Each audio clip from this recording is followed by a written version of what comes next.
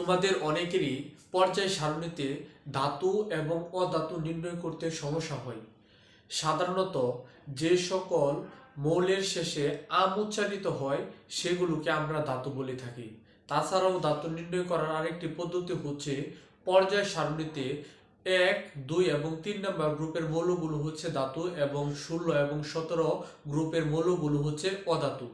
যদি এরপরেও তোমাদের প্রবলেম হয় তাহলে তোমাদের জন্য শর্টকাটটি হচ্ছে যে সব মৌলের নামের উচ্চারণের শেষে আম উচ্চারিত হয় তাদেরকে আমরা ধাতু বলে থাকি, যেমন সোডিয়াম, ম্যাগনেসিয়াম।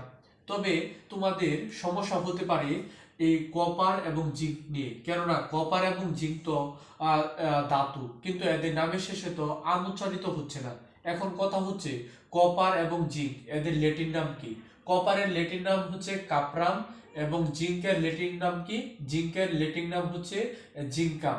আশা করি তোমরা বুঝতে পেরেছো। অর্থাৎ আম যদি উচ্চারিত হয় তাহলে এইগুলো হয়ে যাবে ধাতু, বাকি সবগুলোই অধাতু। তবে কিছু ব্যতিক্রম আছে এই চারটি মৌলের ক্ষেত্রে, যেমন হিলিয়াম। হিলিয়ামের ক্ষেত্রে যদিও এটি এখানে আম উচ্চারিত হচ্ছে কিন্তু হিলিয়াম কিন্তু ধাতু নয়।